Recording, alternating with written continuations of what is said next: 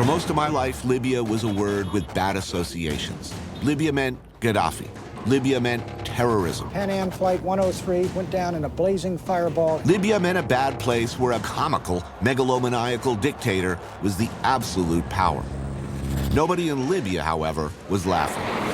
Reports of explosions. Clashes between rioters and security forces. In 2011, what was previously unthinkable happened.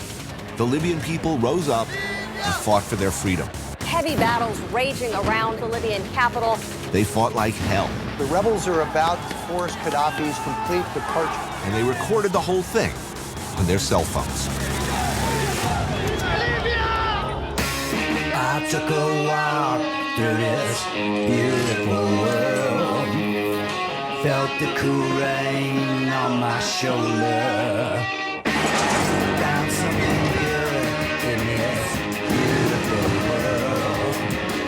I felt the rain getting colder. Sha-la-la-la-la, sha-la-la-la-la-la, sha-la-la-la-la, sha-la-la-la-la-la.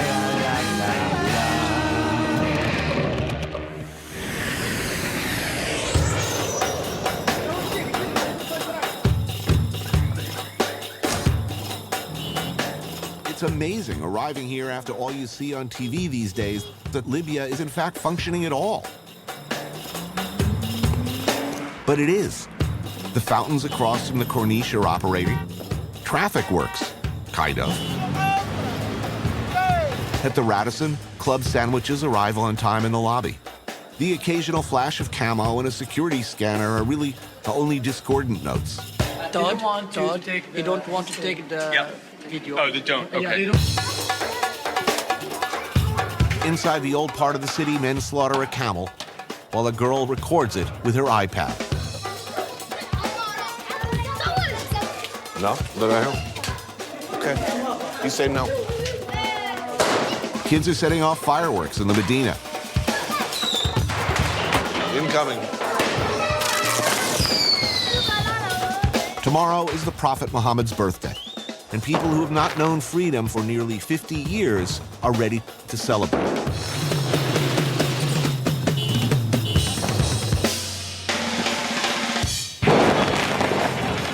Martyrs Square is filled with families, kids, teenage skater boys, and hotshots on motorcycles.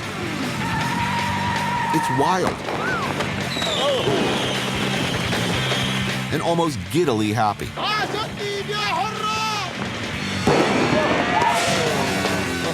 Man. Young men in the camouflage pants of the militias, most of whom were civilians until last year, do their best to sporadically keep order or just join in the fun.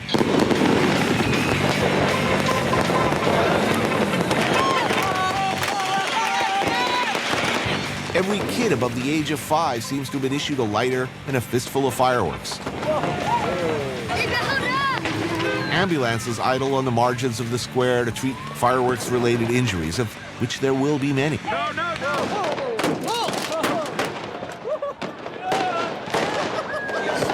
was good.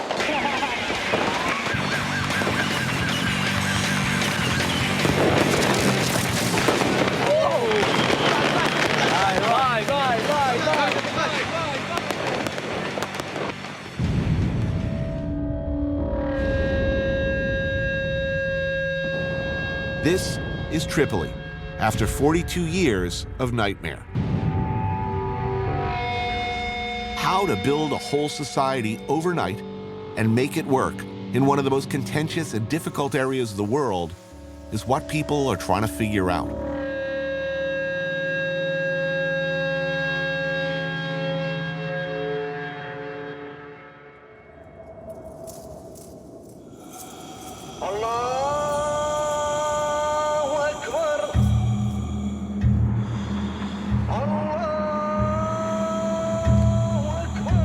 So, before the war, did you think it would ever be possible? Did you dream someday this will change? No. In Gaddafi's time, you cannot say a word. You get killed. That's it. It was impossible. But then I joined the group, you know? Right. The revolutionary. Omar is young and was even younger when the fighting started. He, like so many Libyans from around the country, and many who had left, heeded the calls for revolution on Facebook and Twitter. They fought in Tripoli, Benghazi, Misrata, and everywhere in between. Who won this war? Young people or everybody? Everybody. But the young people, they started it. What was your day like as a revolutionary? You keep one thought in your mind. You do this for the next generation, for a better country, for a better life. You have a future now. Before Yeah. people, you know, There what was people a say. future Libya before Gaddafi's regime. We're not gonna sugarcoat it. We were slaves for the Gaddafi. Oh, this looks good. Yeah, it is. Barracuda is a seafood restaurant just outside of town on the Mediterranean coast. One of the best foods in Libya, I think, the seafood. The menu's not printed on paper. It's laid out right there for you on ice. We have dot here. What do? They just grill that? Yeah, they open it and grill it. Some garlic, some sauce. It's really awesome. You pick out the stuff that interests you from the daily catch, Okay, let's get one of these. One of these. Some shrimps, calamari too. and they cook it for you the way you want. Good done. Oh, beautiful. Wow. That's delicious. This is the stuffed calamari, Libyan style. With so many seafood, stuffed inside of it, like a turkey. Good sauce. Wow. Man, we are living large today. Yes, we are. Bismillah. Bismillah. So, what were you doing before the war? I was a travel agent. You were a travel agent? Yes. And I was studying too, in medical school. Many of the people who started the revolution, who fought in the streets with makeshift weapons, were, like Omar, medical students, garage mechanics, or simply teenagers. They transformed themselves in a matter of months from kids playing PlayStation to hardened fighters and field medics. Nobody believed that he can be removed, really. Extraordinary. Yeah. How quickly after the uprising started did you begin to think that, wow, this is possible? That we might actually win? The first day when the uprising, First day. yeah. The day before, you're thinking, impossible. We'll be stuck with this son of a bitch Whatsoever. forever. And then a few hours later, it's like, wow, this might work. Seeing groups with you going toward the Mortar Square, demanding their rights. At that moment, you feel that you can do anything. That this is gonna happen. If it didn't, well, I've died trying doing it. At least we've died like men doing it.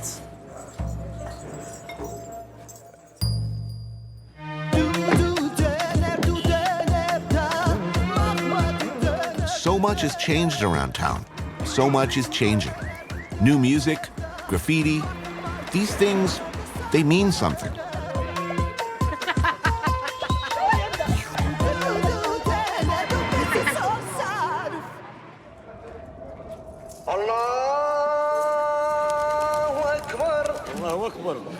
But centuries of strict social and religious values keep some things solidly the same. Alcohol, for instance, is strictly forbidden. Men and women follow hierarchical roles as before. Since the revolution, there's a tug-of-war over what is acceptable.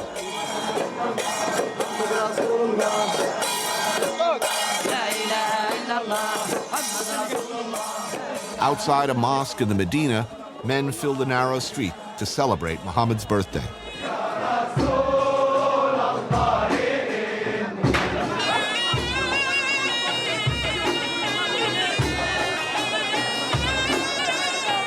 Snacks are passed around. Women watch and record from the rooftops.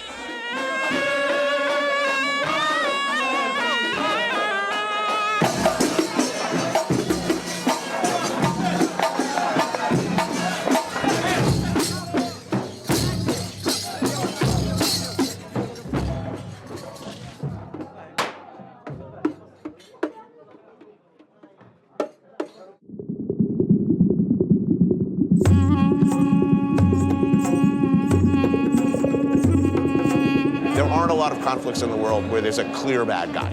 Clearly, Clearly there was a bad guy here. Exactly. I mean, the one thing about Gaddafi is he believed he was the most important human being almost that had ever existed. I mean, he changed the names of the months. He changed the date of the Islamic calendar. Such megalomania. And as you well know, anyone outside, you mentioned the word Libya, everyone would just say Gaddafi. Yeah. Gaddafi stole the identity of Libya. Michel Cousins is the co-founder of the English-language paper The Libya Herald and has known several different Libyas in his lifetime. For so long, the news has been the personality. Gaddafi turned up to open a shopping centre. Gaddafi turned up to open an envelope. Those of us who knew Libya, who knew that it was another Libya, wonderful people, we would talk about it as you talk about a dead person. Do you remember this? Do you remember that? And then in February 2011, suddenly there was resurrection.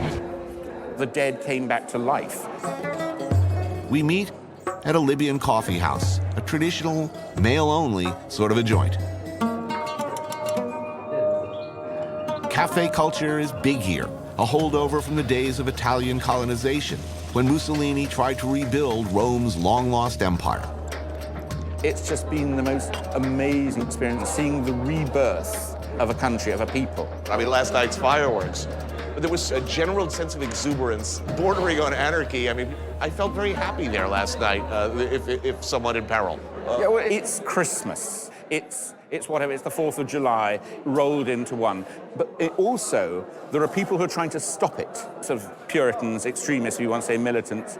And what has happened is people have come out in defiance of that. They're showing, we want to have fun. And remember, for a long time in Libya, you couldn't have fun. The biggest misconception is that the place is turning into another Afghanistan or Iraq, where you've got bombs go off, attacks. But it's not, as you've seen. Libyans have gone through an awful time having fought for freedom. People have died, people have struggled, and that's going to hold them together.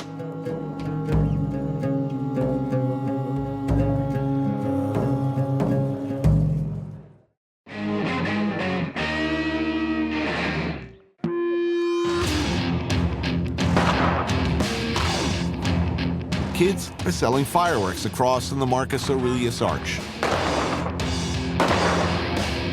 One is constantly reminded that Libya was once a vital part of the ancient Roman Empire. That was nearly 2,000 years ago. Tonight, I was told, was going to be an even bigger, wilder celebration in Martyrs Square. But something has happened since last night. The British Foreign Office has just told all UK citizens to leave Benghazi, Libya's second largest city, due to an unspecified threat. The Libyan government, such as it is, has denied any basis for such drastic action. A lone cherry bomb now and again, an awkward flurry of Roman candles. The buzz of last night's chaotic partying harshed, big time. Whether or not this is a result of the larger geopolitical situation, the vibe towards this Western film crew seems apprehensive, uncertain.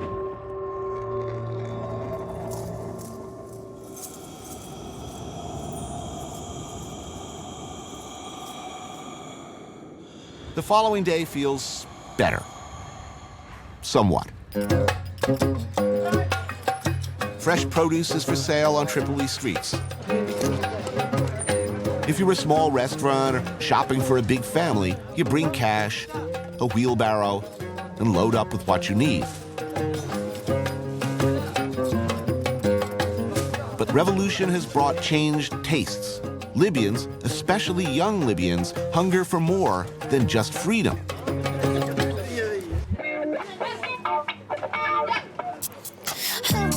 They hunger for places like this. Kentucky Fried Chicken? Uncle Kentucky Fried Chicken. Kentucky. Okay. The Colonel and his buddies, the King and the Clown, have not quite made it here, given the uncertainty of the situation. So in the meantime, places like this have been popping up. Uncle Kentucky, awesome.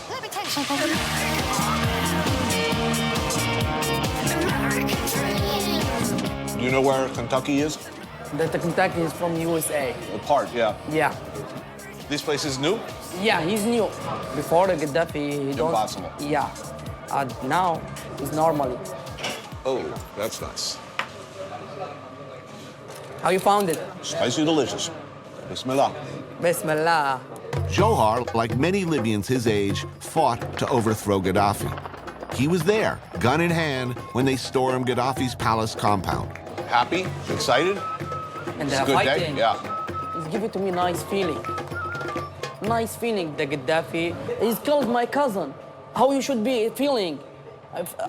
Exactly, I'm feeling good. Because I wanted to kill him. I don't want to say anyone die more. He's killed for nothing. The first time I think the kill people is bad, but he's leave me do that. Because if I don't kill him, he's kill me. Right. It's nice to see freedom. It's nice to see the bad guy gone. It's nice. I feel welcome here. Finally, we say no for him. And he's now died. That's what we wanted. To Johar, a few pieces of greasy fried chicken eaten in a brightly colored fast food setting means something more than a calorie bomb. That's why fighting. That's why I give it a lot of blood from my country, because I wanted feeling that, the taste of freedom. The taste of freedom. It's nice taste.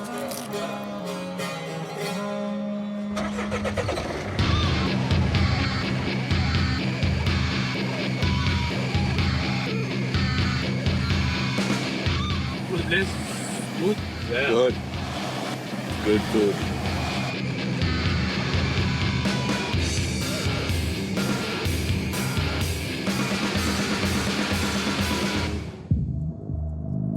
Outside Tripoli's center, there's this. One-time axis of all power and untold evil.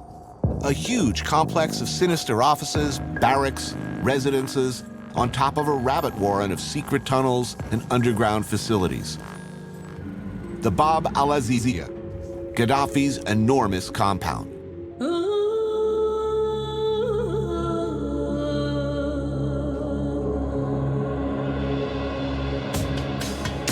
Most everything belonging to or associated with Gaddafi was destroyed.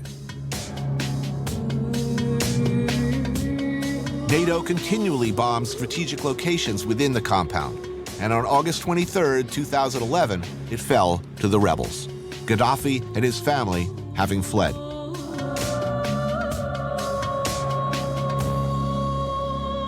This is what's left of Gaddafi's palace.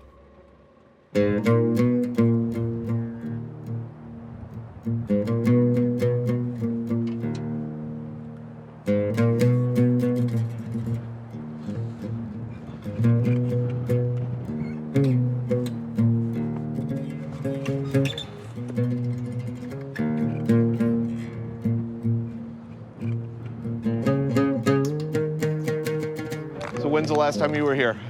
Last time the revolution is finished. The machine is going first fighting. After Right. that, the people Right. who have the guns.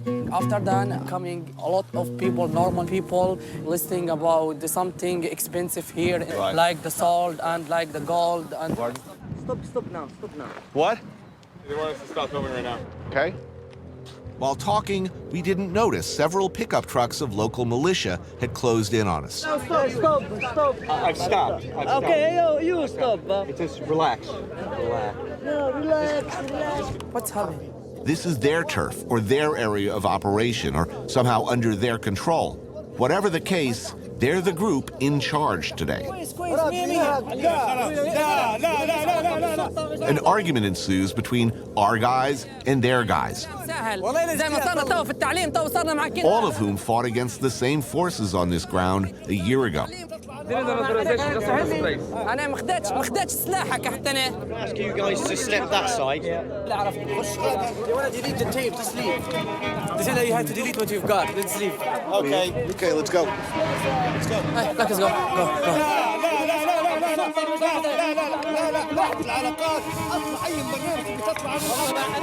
Hold it down. Hold it down. Hold it down.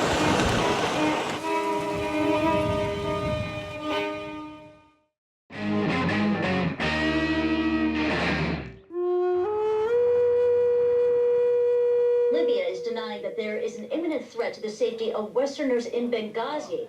This follows Britain's advice on Thursday that Westerners should get out of the city, warning of a specific and imminent threat.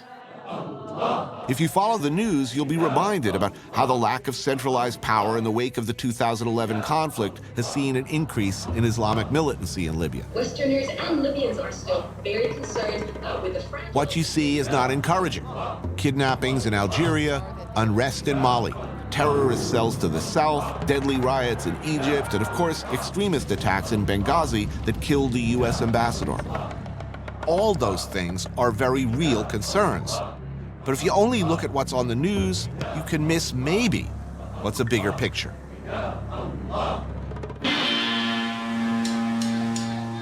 Another morning in Tripoli, and life goes on. Vendors are out, people go about their daily routines.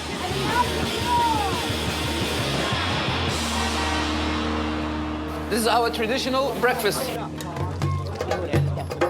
What is this dish called? Sfins b'dahi, which is an overstretched donut, I suppose. Right, with an egg. With an egg on top. What's a little pancake they put on top? That's just to hold the egg in? Yeah, just to hold the egg in. It's like a hat for it or a cover or something. You can get them with cheese, you can get them with chili paste, you can have them with honey, with sugar. How do you like yours? I like mine cooked, to be honest. What's the name of this neighborhood? This is Fashloom. This is the cradle of the revolution. Right, now this was the first neighborhood to rise up. Yes, this is the first place to rise up. Why do you think this neighborhood and not... It's an impoverished neighborhood. It's been always lied to by this regime. They made them feel like they are not from this country, to be honest.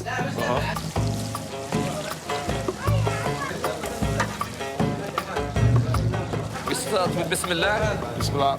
And we go for it. Oh, yeah, dip it right in the egg. And dip it in the egg. Delicious. So where were you when it all started? I was in London. Well, actually in Manchester at the time. What? And by the 27th, I was in Libya.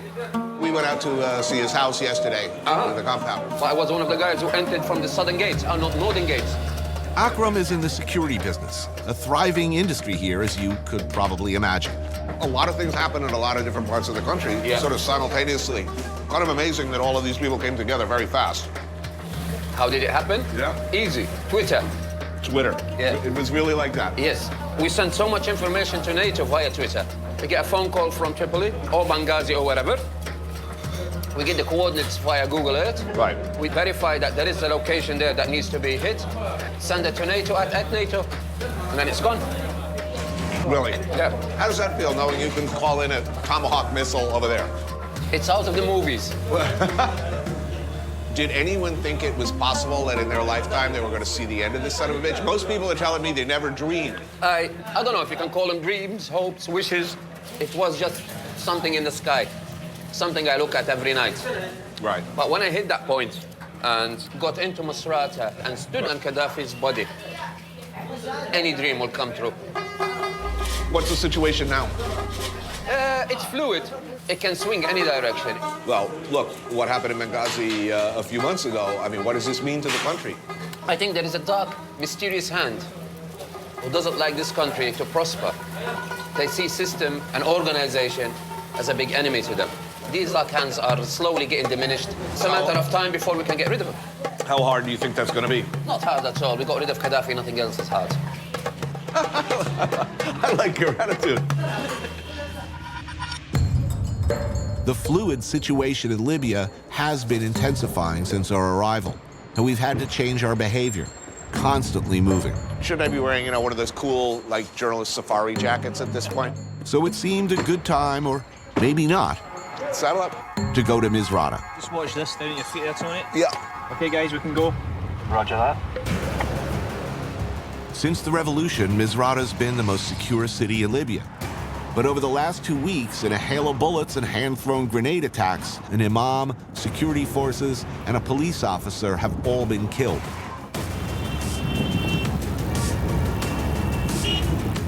Once we move forward, you can come past me. All along the narrow, congested highway, there are checkpoints manned mostly by local militias. And I want to stress, most of them are friendly enough. We are, however, in a hurry to get to Misrata before dark. Traveling at night around here is not advised.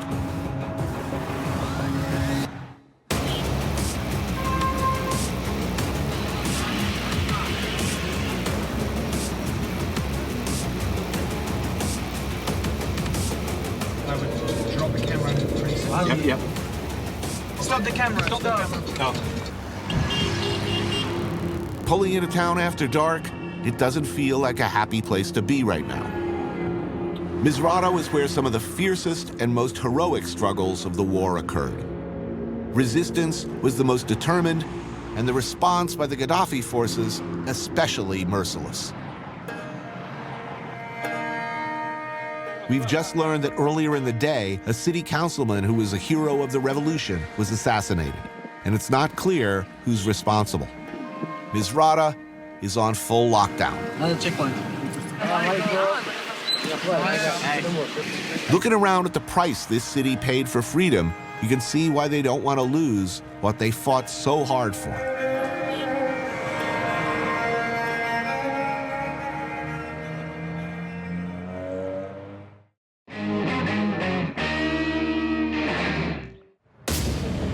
Morning in Misrata.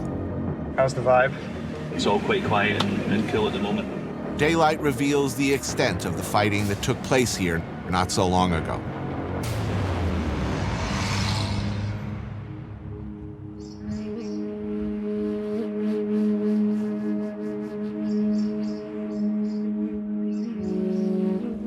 This used to be a vegetable market.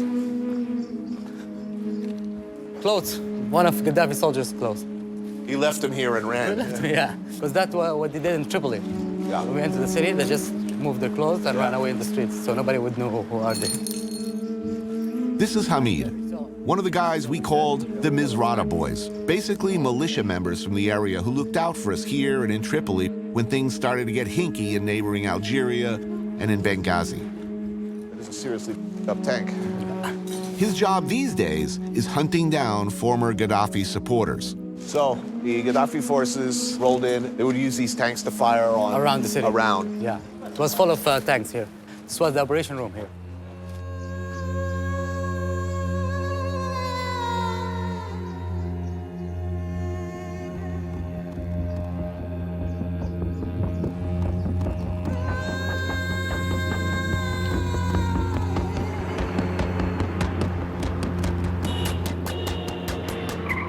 Now, if you had any doubt about the terrible odds these young revolutionaries were facing during the early days of the fighting, especially in the months before NATO came in with air support, check out Misrata's War Museum.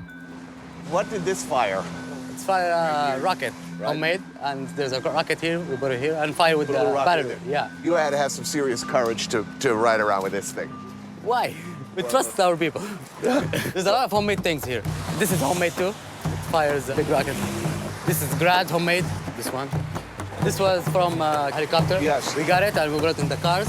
You took it off a helicopter and you put it on a car. And you know what this is for? You know Molotov? And so it's basically a crossbow that fires Molotov cocktails. Yeah, Molotov and TNT sometimes. You're shooting this at people who have mortars. And tanks. Tanks. Tanks, yeah. You're shooting this at tanks. Yeah, because that's what we got at the time. That's what you had, man. Yeah. It's awesome. The next president of Libya, the one who's going to be in charge, right? This is his chair. He has to think twice before he sits on it. So never screw your people. Yeah, never screw your people. Yeah, I'd remember. And here, these are Gaddafi stuff. Now, this was all taken from the compound. Some of them from Sirte. It's mixed. That's his AK, his chair. Preferred hair products? His shaving kit. See, he is wearing a mask. Oh, his beauty mask. Yeah. I could use some of that. It's Gaddafi. He's beautiful, you know.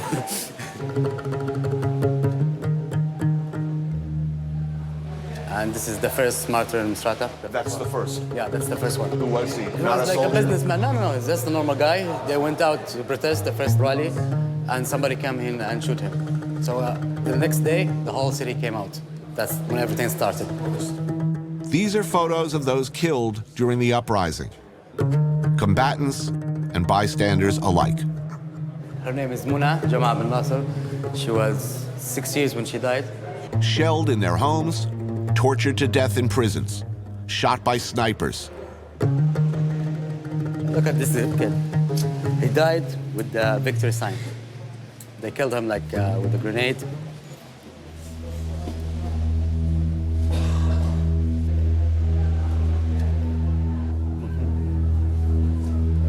That's his lucky day.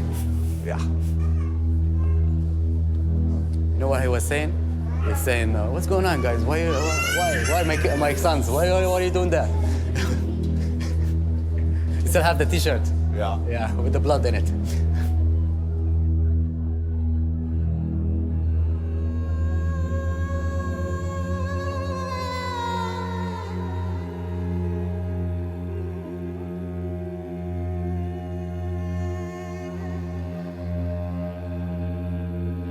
Do you know any of these people? Yeah, I know a couple of them. I knew a couple. This guy is Egyptian. Not even his fight, but he came. No, but he didn't want to leave. Four of them, they died in Sirte. And this died in Tripoli. These are brothers and sisters, 1, 2, 3, 4. They died in the same day and the same house. And the mother, when we found her, she was holding the kid. They were both dead, and holding each other. It was like a very sad moment.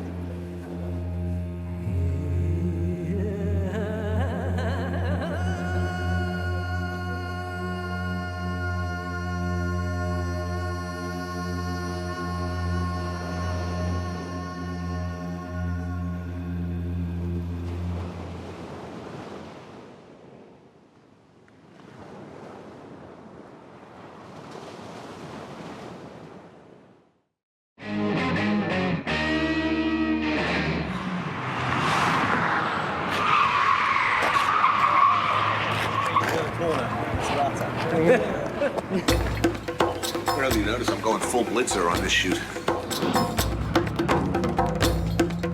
The Mediterranean Sea defines Libya's northern border.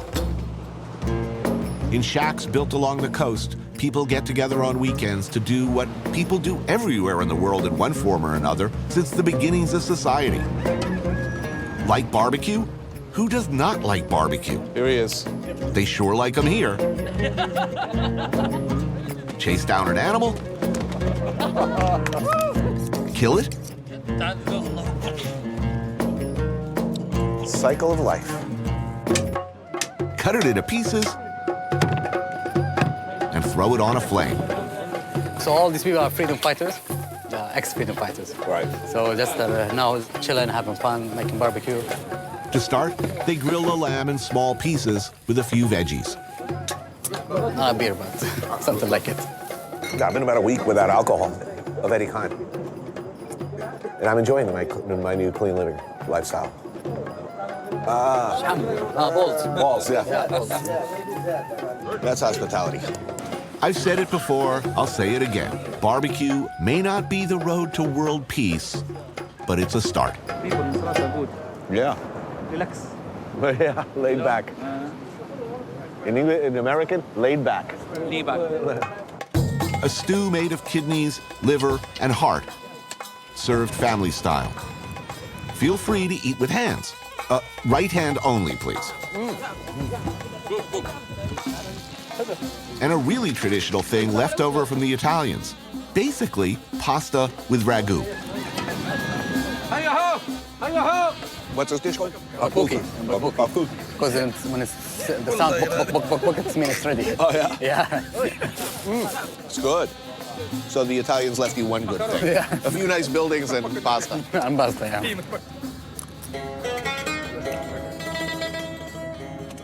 So the story of Misrata, the story of Libya seems to be ordinary people suddenly called upon to do extraordinary things. Where were you when war broke out? I was in Canada, in Montreal. You're studying medicine? Yes.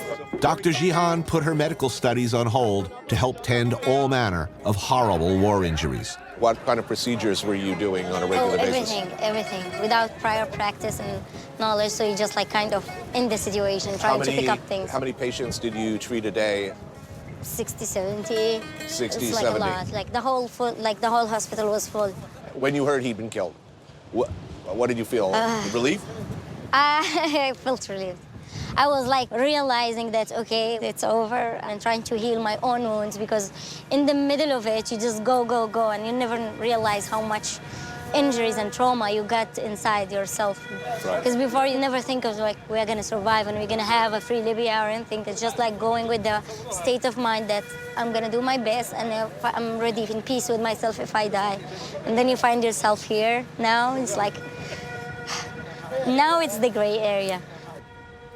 Jihan risked her life along with the men. But traditional and hidebound rules of conduct do not allow her to sit with them during dinner. She's relegated to what might be called the kids' table.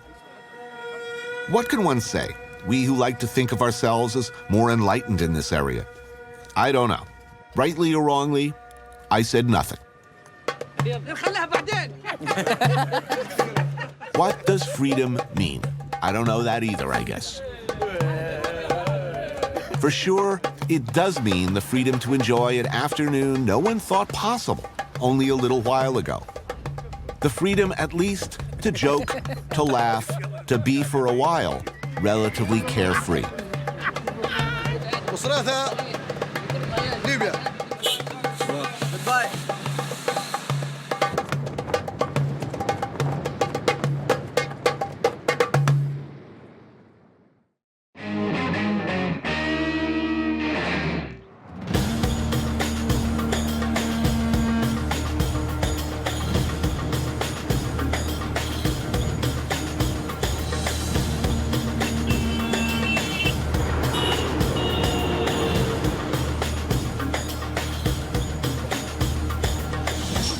The road to Tripoli, a healthy breakfast. Ooh, liver sandwich. When they talk about a high-risk environment, I think they were talking about this. That's good.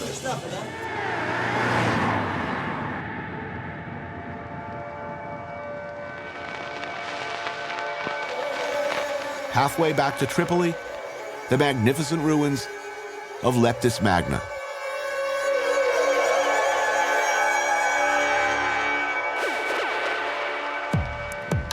Arguably the most intact remains of a Roman city in the world. It's worth noting that at one time, the emperor of all Rome was himself Libyan. It's pretty amazing. Born right here.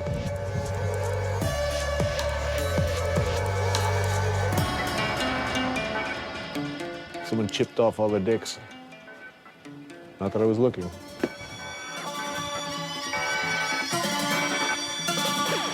Anywhere else in the world, this place would be overrun with tourists. But look, no one. You're free to wander as you wish. Quite a backdrop, you know? If you're seeing a little dinner theater production of Our Town a couple of thousand years ago. Not bad. The only other visitors today are a troop of Libyan Boy Scouts.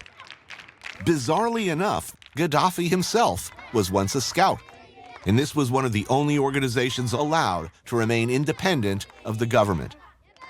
Maybe I should go down there and introduce myself to my former comrades. Exchange some Boy Scout lore.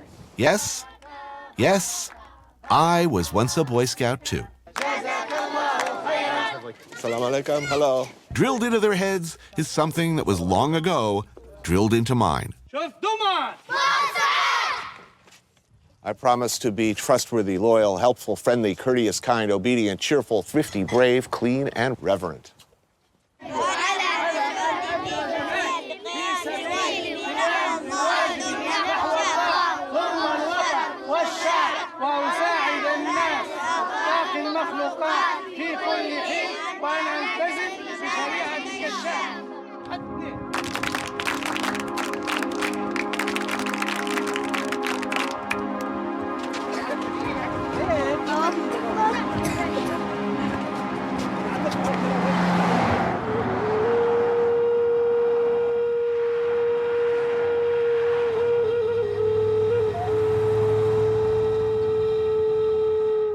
You know, it's been a really difficult shoot for a whole lot of reasons. It's not easy to shoot here.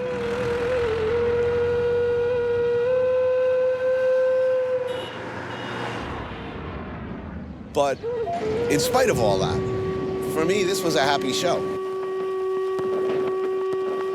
It's Libya. They were supposed to be the bad guys, a bad country filled with bad people, right? I don't think so. I met a lot of really nice people here.